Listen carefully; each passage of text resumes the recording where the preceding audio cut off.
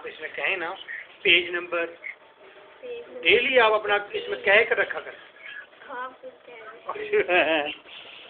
Page number 15 at the end there is topic phonetics और phonetic को discuss करते हैं फुली।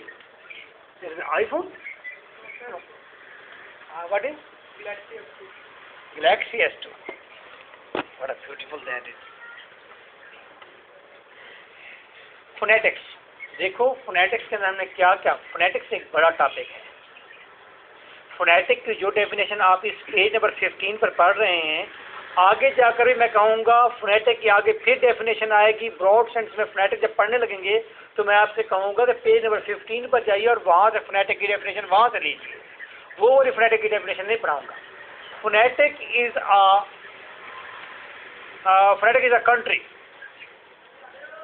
फोनेटिक अपनी वुसअत के अंदर, अपनी एक्सटेंशन के अंदर, अपने दायराकार के अंदर एक कंट्री की तरह है।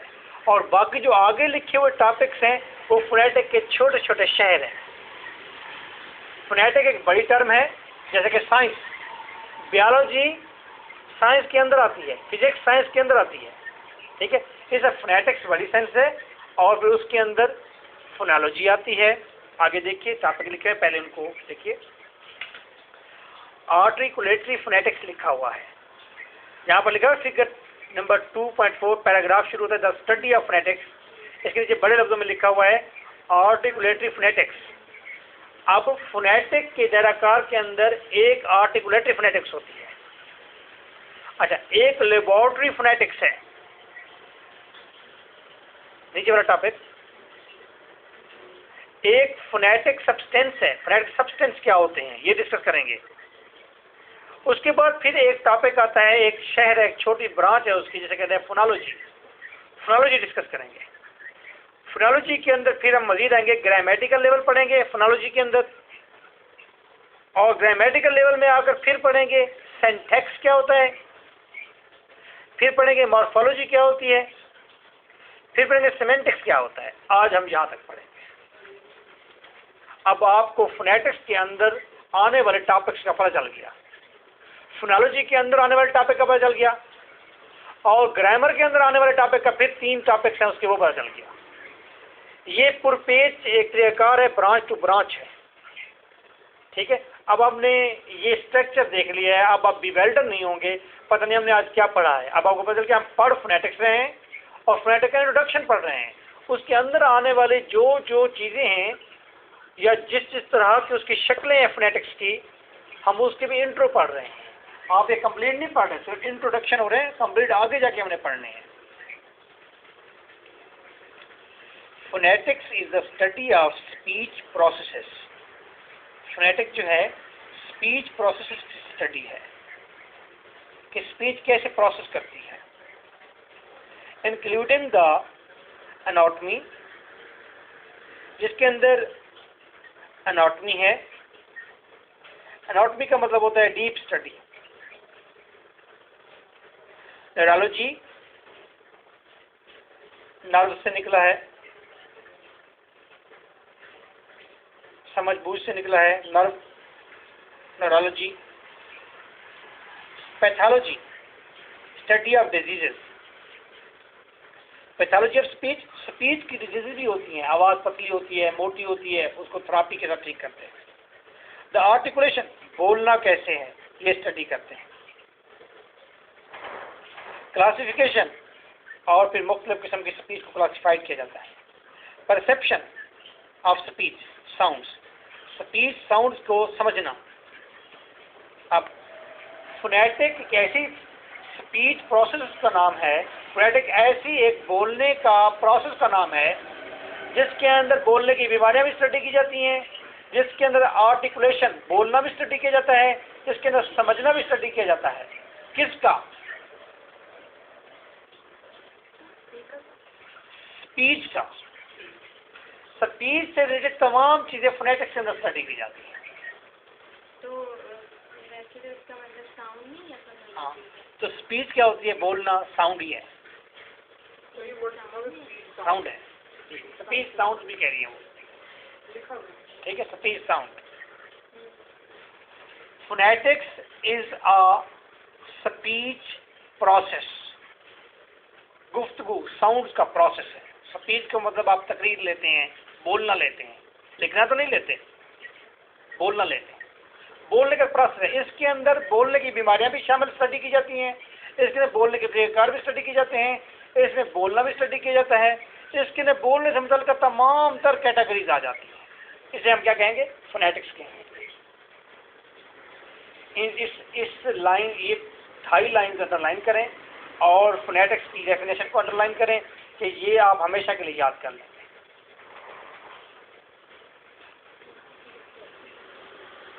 Phonetics is a pure science and needs not to study in relation to the particular language, but it has many practical applications. For example, in phonetic transcription, language teaching, speech therapy, communication engineering. भाई language, ये जो phonetics है ये किसी एक language को पढ़ने का नाम नहीं है, बल्कि ये तो ओवरऑल बोलने का नाम है। चाहे कोई भी लैंग्वेज आप बोल रहे हो, तो इसका ताल्लुक किस चीज़ से आएगा? इसका ताल्लुक जो बनता है वो स्पीच थेरापी से बनता है, लैंग्वेज टीचिंग से बनता है, कम्युनिकेशन से बनता है, इसका ताल्लुक कम्युनिकेटिंग इंजीनियरिंग से बनता है, यानी कि ओवरऑल लैंग्वेज के साउंड के प्रॉब्लम से बनता है। तो ये कोई कंसर्न नहीं है कौन सी लैंग्वेज है, ये फोनेटिक्स है। फोनेटिक्स क्या इंग्लिश के लिए है? नहीं, फोनेटिक्स तमाम लैंग्वेज के लिए है। फोनेटिक असल में स्पीच प्रोसेस को देखता है, ना कि इंग्लिश को देखता है या हिंदी को देखता है। Let's see some phonetians consider phonetics to be outside the central core of linguistics proper. The most would include it under the heading linguistic science. The linguistic aspects of phonetics, for example, the study of sound system of particular language, is part of phonology. अब अगली बात यह है, अगर आप speech process को study कर रहे हैं, बोलने की बीमारी, ठीक है, स्पीच थेरापी, अगर ये स्टडी कर रहे हैं तो ये फोनेटिक्स है। अगर आप स्पेसिफिक लैंग्वेज के अंदर आवाज को स्टडी कर रहे हैं तो वो फोनोलॉजी हो जाएगा। लिख लें आप, phonology is equal to study of speech process in specific language. Phonology is a study of speech process of a specific language.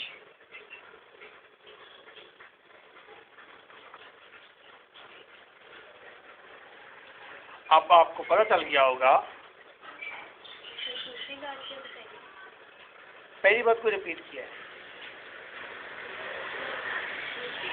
Phonology is the speech process of a specific language, ठीक है।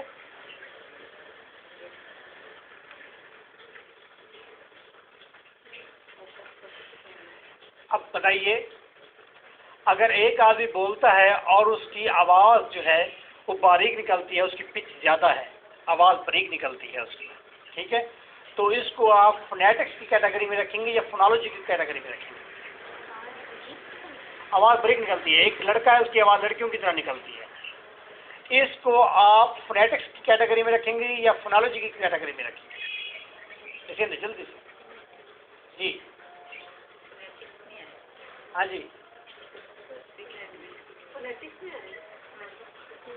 शाबाश, ठीक है, phonetics में आएगा।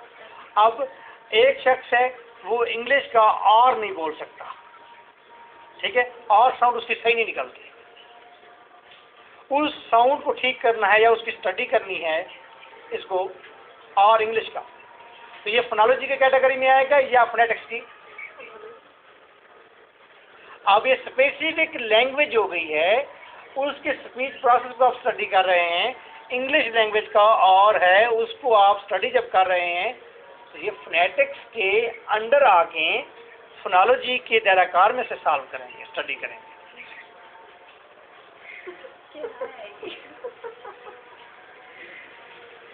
एक आदमी है, सुने, ठीक है, सुने, एक आदमी है वो कहता है जी मैंने पाकिस्तान जाना है। पाकिस्तान में कहीं भी उतर जाए, कहीं भी उतर जाए, पाकिस्तान में होगा ना, ठीक है पाकिस्तान में होगा। एक आदमी लाहौर आना है, वो अगर मुल्तान में उतर जाए तो लाहौर आया है, नहीं आया। ये बात समझ लें। एक आदमी पाकिस्तान में उतर था और किसी भी आके शहर में उतर गया है, कहीं भी उतर गया है तो पाकिस्तान में आ गया। एक आदमी लाहौर आना था, मुल्तान उतर गया, क्या वो लाहौर में आया? नहीं आया। एक आदमी लाहौर में आना था और लाहौर में पहुंच गया, क्या वो लाहौर में आ गया? क्या वो पाकिस्तान में नहीं है? इंग्लिश के आर का मसला आ रहा है, उसको स्टडी करना है कि शख्स बोल नहीं सकता, कैसे बुलवाना है, उसकी बीमारी है, उसको ठीक करना है। ठीक है, इस मसले का हल हम किस जगह पर जाकर ढूंढेंगे? फोनोलॉजी के अंदर। क्या फोनोलॉजी में जो आप स्टडी कर रहे हैं उसको देख रहे हैं, क्या फोनोलॉजी फोनेटिक्स का हिस्सा नहीं है? तो ऑलरेडी फोनेटिक्स में ठहरा हुआ है, लेकिन फोनेटिक्स की ब्रांच फोनोलॉजी में आया हुआ है। एक बच्चा आता है, ये डिपार्टमेंट है, ये फोनोलॉजी का डिपार्टमेंट है, ये लेबॉर्ट्री बनाई हुई है, ये कोई और चीज़ है, ग्रामर का डिपार्टमेंट है। एक बच्चा आता है, ये इंस्टीट्यूट ओवरऑल क्या है? फोनेटिक्स का है, लेकिन फोनोलॉजी का अलग डिपार्टमेंट है। एक बच्चे का जो प्रॉब्लम आएगा उसके मुताबिक उसे उसी डिपार्टमेंट में भेजेंगे ना कि भाई आप जिसमें जाइए। फोनेटिक्स जो है वो मतलब बड़ी हाँ, कैटेगरी और बाकी बाकी फोनोलॉजी उसकी छोटा सा हिस्सा है। बच्चे इतनी भी बात भी भूल जाते हैं, बार बार कहते हैं फोनोलॉजी बड़ी है या फोनेटिक्स बड़ी है। तो फोनोलॉजी वैसे भी लेडी की तो लगती है, फोनोलॉजी छोटे फोनेटिक्स जो है वो कंट्री है और बाकी सारे छोटे छोटे। हाँ जी, फोनोलॉजी आपने अंडरस्टैंड कर ली। आइए अब लैंग्वेज को देखते हैं। तस्वीर पर आइए, दरमियान में सेकंड जगह पर लिखा हुआ है लैंग्वेज। ठीक, लैंग्वेज उस वक्त लैंग्वेज होती है जब उसके अंदर साउंड भी हो और मीनिंग भी हो उस साउंड के।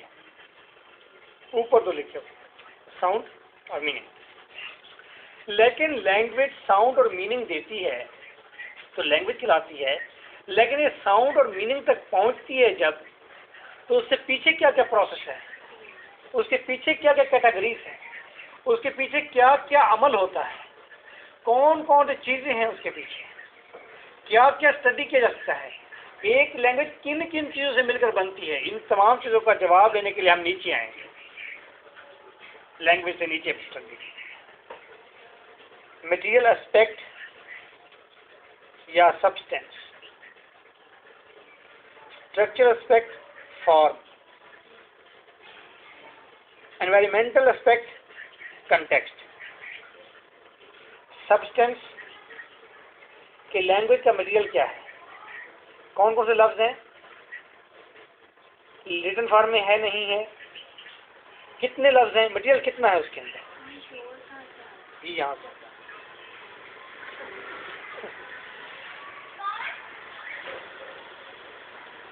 लैंग्वेज के अंदर एक तो उसका मटेरियल कितना है, क्या है पीछे से।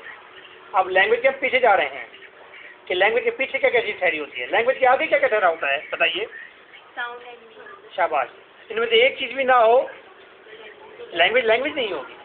लेकिन लैंग्वेज के पीछे क्या क्या है, एक बात तो लैंग्वेज का मटेरियल कितना है, कैसा मटेरियल है उसका, कौन सा मटेरियल है, सब्सटेंस मटेरियल को कहते हैं।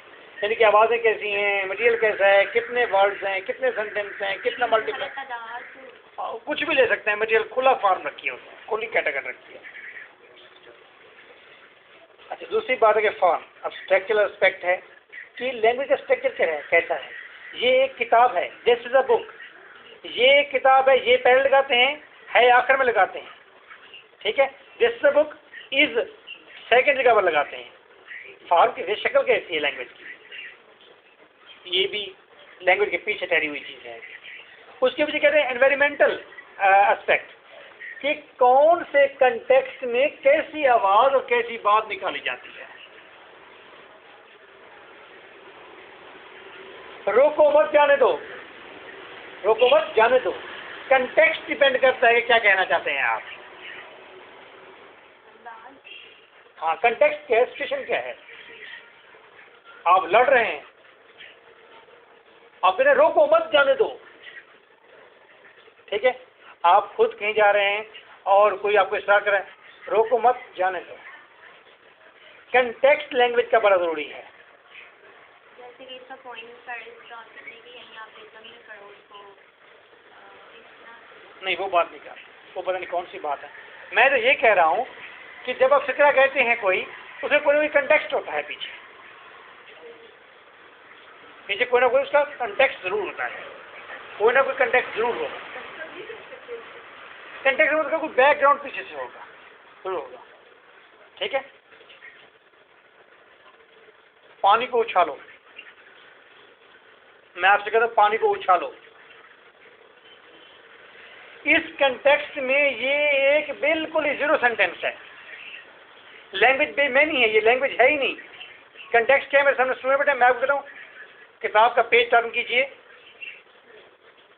कंटेक्स्ट है, आप पीछे बैठे हुए पढ़ने के लिए हैं, तो अंडरस्टैंडेबल बात है कि अब किसी नया आदमी जो बैठा हुआ हो, जो अमेरिका से जी, जो राजस्थान से राजस्थानी लैंग्वेज बोलता हो बैठा हुआ हो और उसको उर्दू का पता भी ना हो, हम जब कहेंगे जी किताब को खोलो, अब वो सुन रहा है और आपको देख रहा है, आपको मैंने कहा किताब का पेज टर्न कीजिए, आपने जब ऐसे किया उसने आवाज़ सुनी, उसने कहा कि इस कंटेक्स्ट में ये आवाज़ निकले तो यूं करना होता है। राजस्थानी को 20 दफ़ा जब ये अमल करके दिखाया जाएगा तो वो इस लफ्ज़ को पकड़ लेगा और अंदाज़ा हो जाएगा उसे कि इसका मतलब ये है। अच्छा, कंटेक्स्ट की एक और एग्जाम्पल, हाँ, कंटेक्स्ट की एक और एग्जाम्पल। टीचर क्लास में आया, आप यूँ समझे कि आपने कभी भी इंग्लिश पढ़ी ही नहीं है, आपने इंग्लिश कभी पढ़ी ही नहीं है। मैं क्लास में आया, मैंने कहा दिस इज अ मार्कर। आप कौन सी लैंग्वेज के हैं? पंजाबी लैंग्वेज के हैं, आप इंग्लिश कभी पढ़ी नहीं है।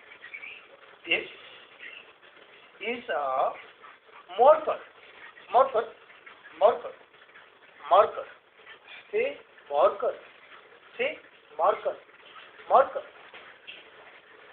मैं आपसे जब 30 दफ़ा कहूँगा मार्कर, एक दफ़ा तो आप भी कह देंगी मार्कर। आप समझ जाएंगे कि ये जो शख्स है से जब कहता है और एक्सप्रेशन बनाता है और कहता है मार्कर, तो इसका मतलब है कि ये कंटेक्स्ट जो बना रहा है, कंटेक्स्ट ये है कि मार्कर हाथ में है, टीचर सामने है, से आंखें उठाता है और बार बार कहता है मार्कर।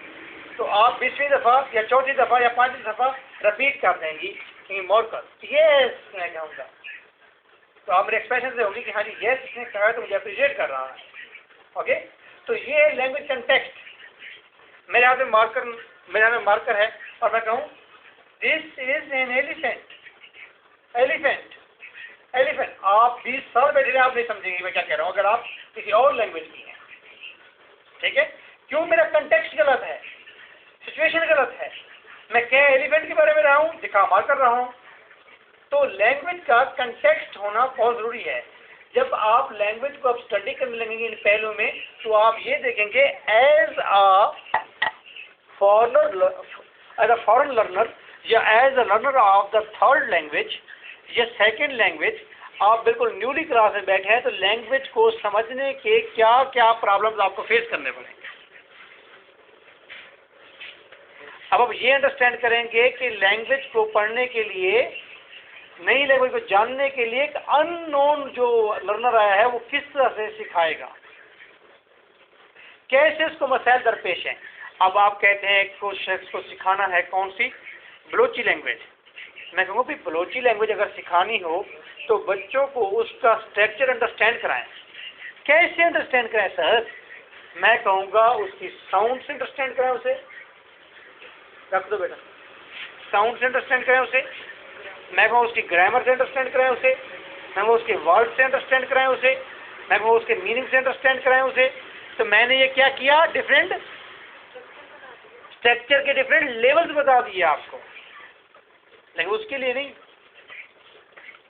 जो पहले से उस लैंग्वेज को जानता है। हम तो उसकी बात कर रहे हैं जो पहले से नहीं जानता, उसको किस लेवल पर डिस्कस करना है।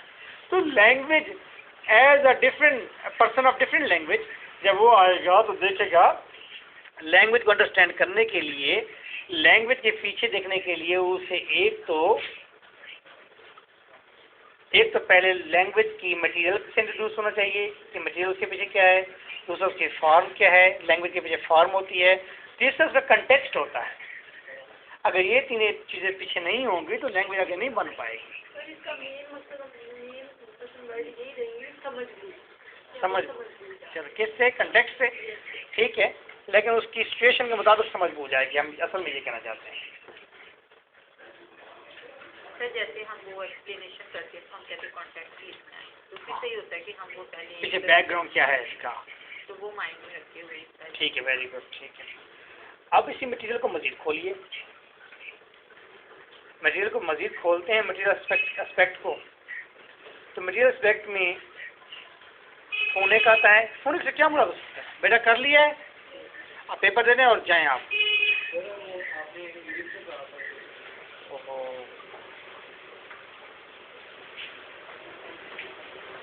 जी क्वेश्चन पेपर ले जाएं।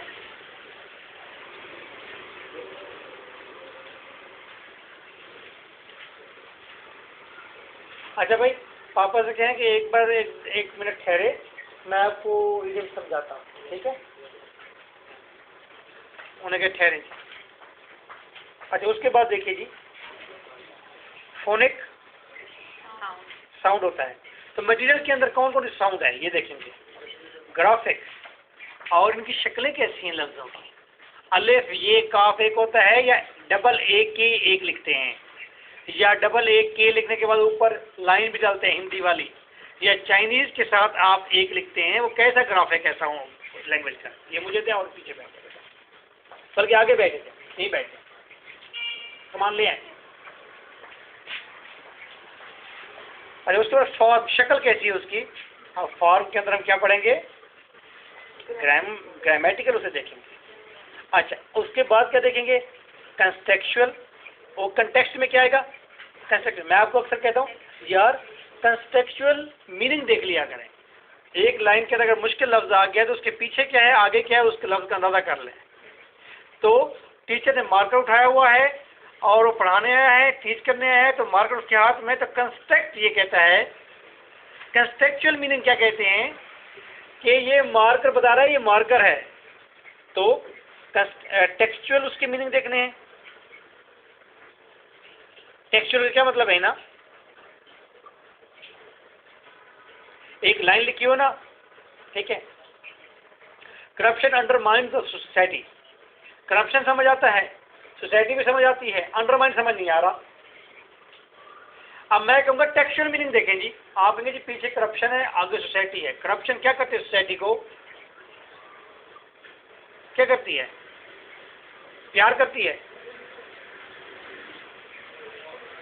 कैंडी लेकर देती है, डिस्ट्रॉय करती है आप कहेंगे, खराब करती है आप कहेंगे, परेशान करती है, खोखला करती है। टेक्सचुअल मीनिंग इसे कहते हैं। लेकिन टेक्सचुअल मीनिंग अंडरमाइन का उसी वक्त आया, पापा से कहते हैं कि 15 मिनट के बाद है, अगर या अंदर आके बैठे बेशक, ठीक है। 15 मिनट लगेंगे, मैंने आपको समझाना है, उसमें 10 मिनट लग जाएंगे। तो टेक्सचुअल मीनिंग से क्या पता चला कि आगे पीछे कंटेक्स्ट क्या है उसका। तो ये कंटेक्स्ट वाली बात से मजीद बात निकली कि टेक्सचुअल और सिचुएशनल। सिचुएशन क्या है, ठीक है। पाकिस्तान पर ऐसे लिख रहे हैं, ईबल्स पर ऐसे लिख रहे हैं, तो आपको अंडरमाइन का लफ्ज़ समझ आएगा, सिचुएशनल पता चलेगा आपको। अच्छा भी इसको मजीद ब्रॉड सेंस देंगे इसकी। फोनिक के अंदर फोनोलॉजी आती है, साउंड से रिलेटेड बात फोनोलॉजी में आगे डिस्कस करेंगे।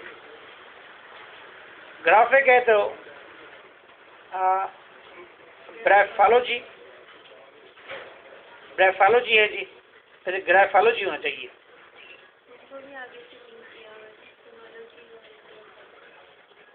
अच्छा जी, लिंक भी किया हुआ है, ये ग्राफोलॉजी है। फिर उसके बाद ग्रामर के अंदर सिंटेक्स, सिंटेक्स का मैंने क्या मीनिंग बताया था, सेंटेंस, शाबाश।